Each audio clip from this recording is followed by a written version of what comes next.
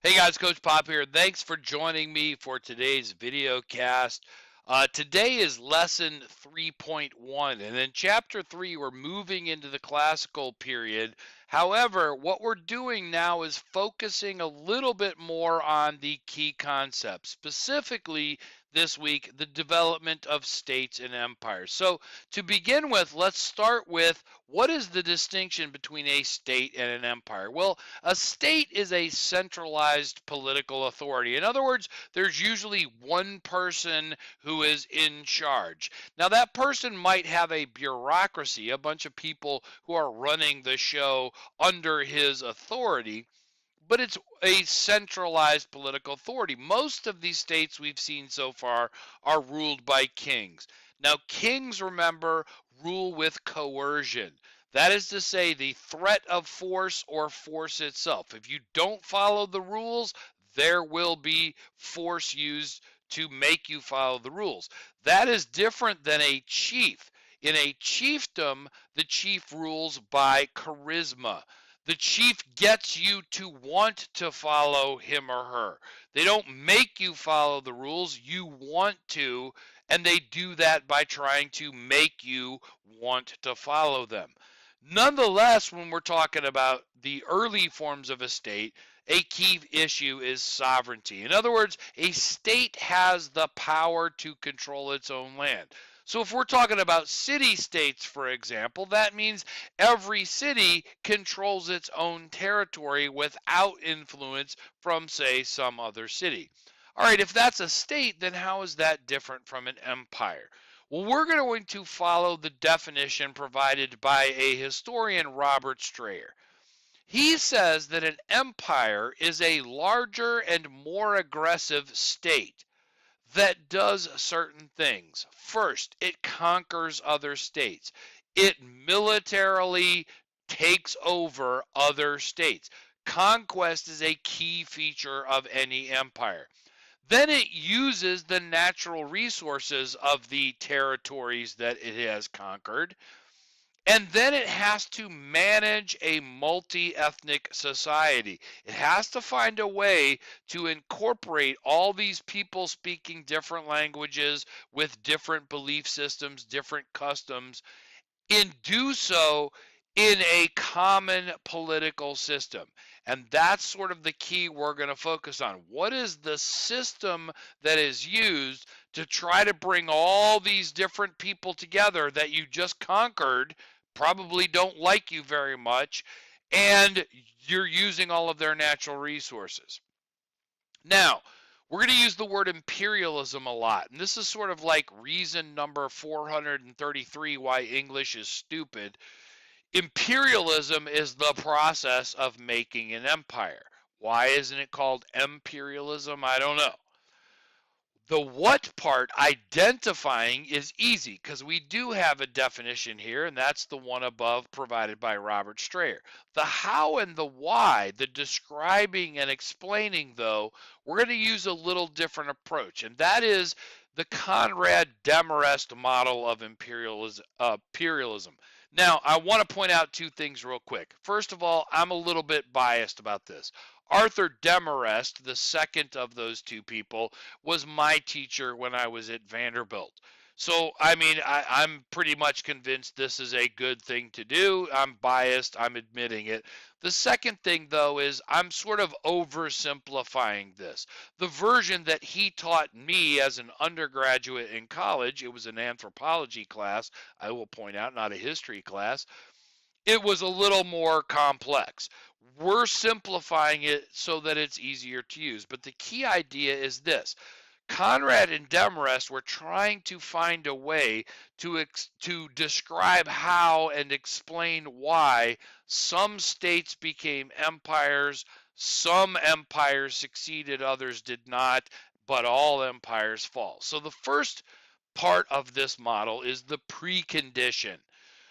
Preconditions for imperialism. In other words, you have to have these conditions if your state is going to become an empire.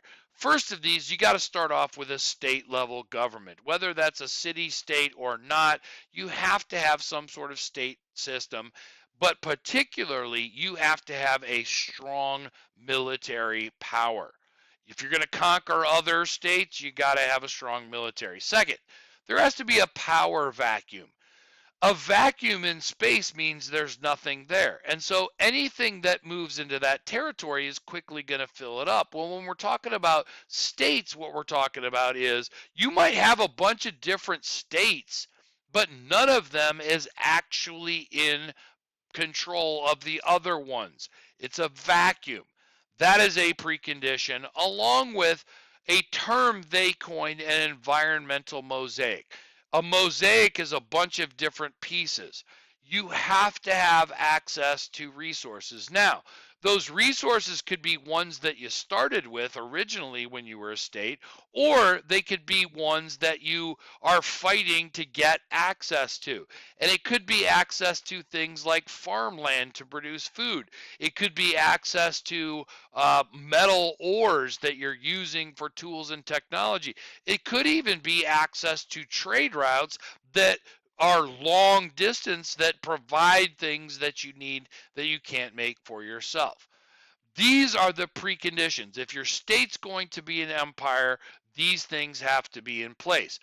But once you become an empire, why is it some succeed when others do not?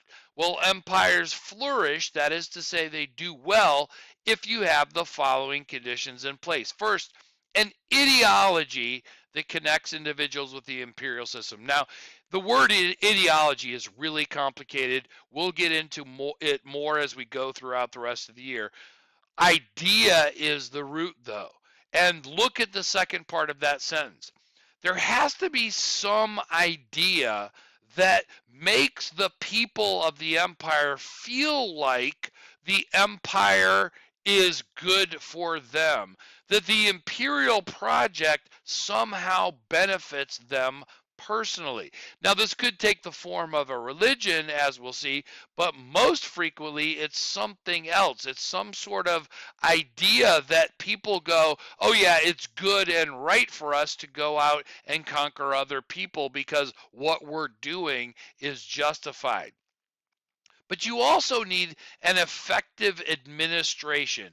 That is to say, a bureaucracy. You have to have not only a system, but people who are working to administer the power of the state that benefits everybody.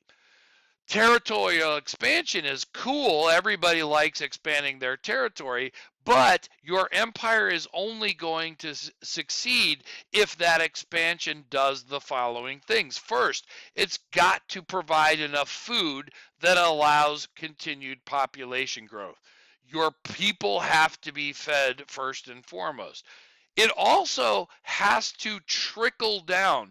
The wealth, the economic benefits have to move from the elites down to the people at the bottom of the social hierarchy.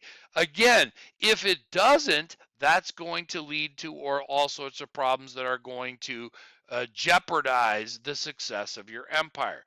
No matter how great the empire, though, all empires fall. Every single empire in human history will eventually fall. Why? What explains that? Well, there are several conditions for decline. The first is unsustainable growth. In the blank, I would like for you to write the word overexpansion. Overexpansion simply means your empire is simply too big to run it. You can't run it anymore. It just gets too big. But there are also internal problems of various sorts and usually in some sort of combination. First, when your leaders, the bureaucrats and the elites, are no longer working for the common good of the empire, but just for themselves, that's going to weaken the state, which might lead to your eventual fall. Second, if people no longer believe the idea that connects them to the imperial project, they're going to rebel. They're going to try to overthrow that system because they no longer believe they benefit from it. If they succeed, we call that a revolution. But as we'll see, most often they do not succeed. They're called rebellions. Finally, a breakdown of social hierarchies. The rules that separate the different layers, people start to question those as well. And now all of a sudden, the idea is the people that are at the bottom of the social hierarchy don't want to be at the bottom, and so they're going to try to just get rid of the whole social hierarchy. That has a consequence in weakening the state.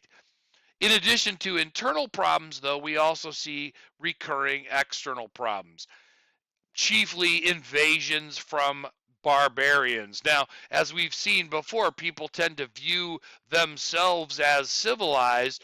Those barbarians who are not constantly attacking, even if they don't actually succeed in overthrowing the empire, will at least weaken it. Similarly, those constant invasions frequently have an effect of disrupting the trading routes, especially long distance trading routes. If you're depending on those routes to provide goods that you can't make for yourselves, those routes being disrupted is going to create a condition that weakens the state. And finally, we often see epidemic disease playing a factor. And typically, the disease is introduced from some faraway place precisely because the empire is so big and the contacts with regions beyond your territory are so great. Now, as we proceed for the rest of the week, let's look at the imperial states of Afro-Eurasia. We're only focused on Afro-Eurasia for the next couple of weeks. And what we're starting with is Persia. And I use this term, Persia is the fulcrum of imperial states. It's not only the first, as we'll see, it's also geographically in the center. A fulcrum, if you think of like a seesaw, the fulcrum is the point right in the middle. That's what Persia is. They come up with a kind of system that most of, not all, of the imperial states will copy. But they're also right in the center. To their west, though, we have Greece, which initially starts off in a very different political system. But when Alexander conquers the rest of the Greek city-states and eventually Persia itself, the idea of Greek language and culture spreads. Hellenization follows Alexander's conquests. Hellenization is a process we'll look at much more closely. Further to the west, then, we later get Rome. Rome started off as a city-state with a very different political system. It will eventually turn into an empire under Caesar Augustus. He then initiates this period called Pax Romana, which literally means Roman peace. This period of several hundred years where the Roman Empire, everything is going great. It's expanding, the people are benefiting, everything is hunky-dory, though it doesn't last forever. Now, Greece and Rome, their pattern is very similar to what happened in Persia. However, to the east, things are a little bit different. In South Asia, India, as we will call it, local kingdoms were rarely unified into an empire. The pattern here is that there's a bunch of local kings, and every once in a while they have an empire. Now, India is what you fill in the blank there. I want to point out it's more technically South Asia. The word India at the time simply meant the Indus River Valley, but we call it that because that's what it is now. That pattern, though, is very different from the Western empires, even more so in the case of China. Now, China is really East Asia, except, as we'll see, the first empire is where we get the name China. So they call themselves China after this, but their pattern is really different than India because there they expect they should always be an empire. In other words, empires become the norm. Only the dynasties change in their view of how things are going to happen. So again, Persia's sort of the fulcrum And we have the Western empires to the left on this map, the Eastern empires to the right. But now, if you will turn your paper over, let's look at how empires started in the first place. In order to do that, we have to go back to the ancient period. And as with most things, if you want to talk about the first, we got to go back to Mesopotamia and the Sumerians. The Sumerians, remember, were the first people in Mesopotamia. Now, they not only created the first urban civilization, their political system was one of city states. Every city was an independent state, even though they shared a common language and culture. In this particular map, which only shows 4 cities, I would point out, there were dozens, all of the people in Sumer, the area in green, share a common language and culture, but they thought of themselves as foreigners for people living in other cities. So if you were from Kish and I was from Ur, even though we spoke a common language and culture, we had cuneiform writing, we worshiped the same gods, I would still consider you a foreigner because you come from another city state.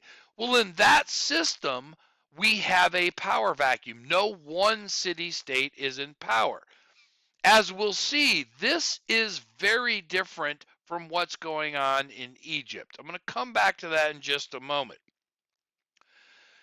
The real turning point, though, happens when Sargon, who is the king of Akkad, this city up here, he looks around and he's like, hey, I've got a really powerful army. I think that I could conquer all of these other city-states in Sumer. And he does. He then goes on to conquer all of the city-states in Mesopotamia to create the first empire. Now, the Akkadians, including Sargon, they were Semites. They were part of the Semitic migrations that moved in. They simply copied what the Sumerians did, though.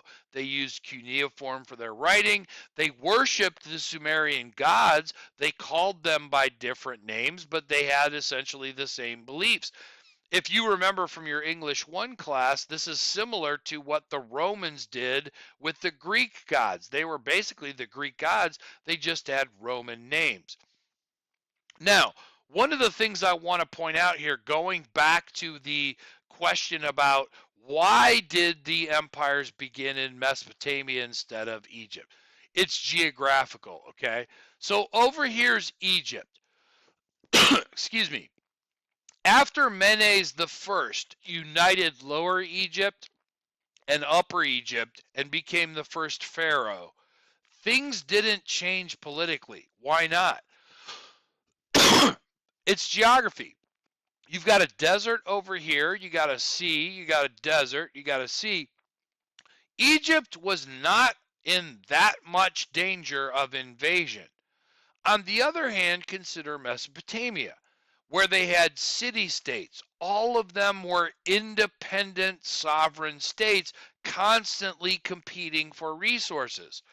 In other words, there's a power vacuum in Mesopotamia that doesn't exist in Egypt. That explains why the first empire occurs in Mesopotamia. Even so, it's only in Mesopotamia. The Akkadians don't last long. They will eventually be replaced by another Semitic group, the Babylonians, led by our man Hammurabi, the king of Babylon. Once he conquers a bunch of other city-states, though, he adds a new twist, the first written laws. And this is an attempt to try to unify his people under his rule. They are Semites and Sumerians. Their languages are different. He's going to try to use law as a way to unify everybody. But the Babylonians don't last very long. And then we will eventually see the Assyrians. Now, this is the blue line on this particular map. The Assyrians come from Assur, or Assur, the Syrian. They're Semites, but they're just copying all of that thing. they don't have power very long, and so we see a bunch of waves of different people briefly try to create an empire, but it doesn't last. These include the Hittites, who are Indo-Europeans, the Elamites, who we don't even know who they are. They might have been related to the Sumerians, we don't know. But then we will get a new Assyrian empire, the Neo-Assyrians. And by the way, notice the dates here, because there's almost 1,000 years past before we get another empire. The Neo-Assyrians, though, first of all, notice how big that territory is. It's including Egypt. They conquer that briefly. They're led by a dude named Assurbanipal, and I just like saying the name Assurbanipal, so I always say Assurbanipal when I get a chance to say Assurbanipal. Again, the king of Assur. But again, he's just going to copy all the things that the Sumerians did, but he adds a new twist to try to unify his people. At the city of Nineveh, he creates a library. He tries to gather all of the literature and knowledge of all of the different people that he has conquered. He's got a huge multi-ethnic society, and he uses literature and knowledge to try to unify them, in addition to the written laws that Hammurabi had established earlier. Now, after the Neo-Assyrians come the Neo-Babylonians. They're the ones, if you look at the green line here, their key guy is a dude named Nebuchadnezzar, who is initially the king of Babylon, the Neo-Babylonians. Again, they're simply copying all of that old Sumerian stuff, cuneiform and polytheism. He's also known, though, for two things. First, creating the Hanging Gardens of Babylon, one of the 7 wonders of the ancient world. He's also known, if you've ever read the Old Testament, he's also known as the guy who destroys the Hebrew temple in Jerusalem and enslaves the Jews and takes them back to Babylon. Now, that takes us up to the classical period, and the transition there involves the Achaemenids. This is the first dynasty of the Persian empires, started by a guy named Cyrus the Great. He establishes the Achaemenid dynasty, and this then becomes a prototype for many of the classical empires we'll look at. He's the king of Persepolis down here, and he conquers the kingdoms and local rulers around the area. He then moves into Mesopotamia. And there was a power vacuum, because even though they'd had empires, no one could control it for very long. And he sort of borrows a lot of the Mesopotamian ideas, including using cuneiform for their writing system for official documents. But look on this map. The dark green area is all the territory Cyrus the Great conquered. Guys, this is a giant freaking empire. This is way bigger than any of the empires that we've seen before. Now, even though he conquers Mesopotamia, his religion is something known as Zoroastrianism. We'll talk more about that next week when we get into religions and philosophies, but two things to note right now. Number one, the nature of their religion is such that they believe their conquering other people is justified. In other words, it's a kind of ideology for expansion of the empire. The other thing, though, is that it also allows the tolerance of local religions. They don't try to convert people. And so if you've ever read in the Old Testament, Cyrus the Great gets a whole lot of good press because he's the guy who freed the Jews from captivity. He helps them rebuild their temple in Jerusalem. He's seen as a really good guy by the Jews. Now, his grandson, Darius the Great, though, is the one who really sort of sets the basic pattern that everybody else will copy. First of all, note the lighter green areas on the edges. He expands the empire through conquest, including Egypt and into the Indus River Valley. But perhaps more importantly, he sets up certain administrative systems. One is seen on this map, the royal roads, which ends up becoming much larger. But he builds a road system which was initially supposed to be a kind of postal system for official business, but as we'll see in class on Monday, has consequences much larger than that. The second thing, though, is he sets up a way to rule over all these different people. Guys, this empire is freaking huge. How are you going to rule over this? He comes up with a system called the satrapy system. It is very complicated, but very, very important. We'll spend a great deal of time in class on Monday looking at it more closely. But one of the factors is the emperor of Persia becomes known as the King of Kings because the local conquered king can stay in power so long as he follows the rules. The rules are complicated, but one of the rules is he has to send an emissary every year back to Persepolis, the capital city, where they have this parade where the emissary has to present symbolic gifts in front of all the Persian people in Persepolis. It is a giant ceremony in which the conquered kings have to acknowledge the King of Kings is his daddy.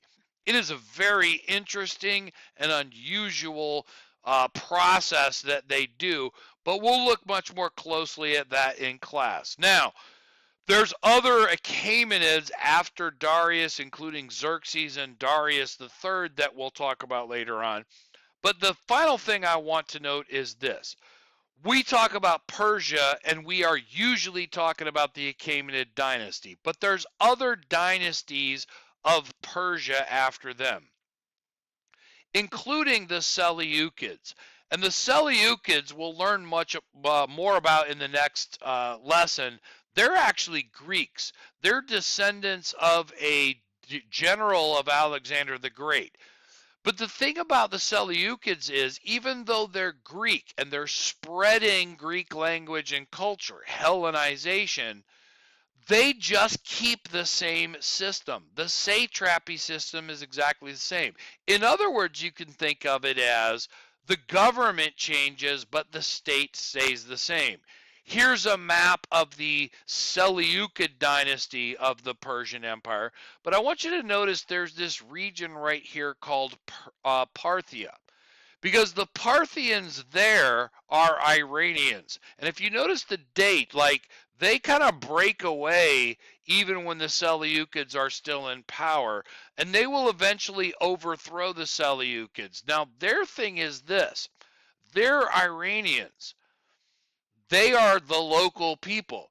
They view their project as, we're going to get rid of the Greeks. But they keep the satrapy system in effect. In other words, the state changes. State stays the same. The government changes. But their thing is, let's get rid of those foreigners, the Greeks. Their empire, not quite so big, but still pretty significant. Notice the dates, they go from the BCE to the CE period. They're also the Persian dynasty in power when the Roman Empire starts to expand. The last of the dynasties you need to know are the Sassanids. Now, the Sassanids are Iranian, but more specifically, they claim they are descendants of the Achaemenid dynasty.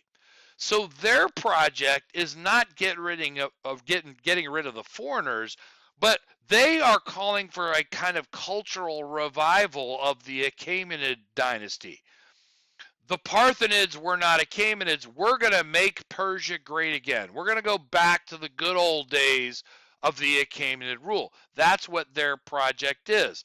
The Sassanids are in power in conflict with the Roman Empire, as we'll see. But the other thing about them, if you notice the date when they eventually fall, they're also the ones that come into conflict with this new thing when Islam arises, Dar al-Islam.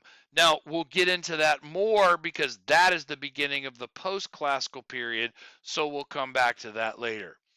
Guys, if you hung with me this far, I appreciate it. I'm trying like heck to get under a half an hour. If you have completed the outline and annotated, please make sure to bring it, get a stamp on Monday. If not, just get it done by the end of the week. Regardless, I am so glad I get to be your teacher, and I can't wait to see you in class.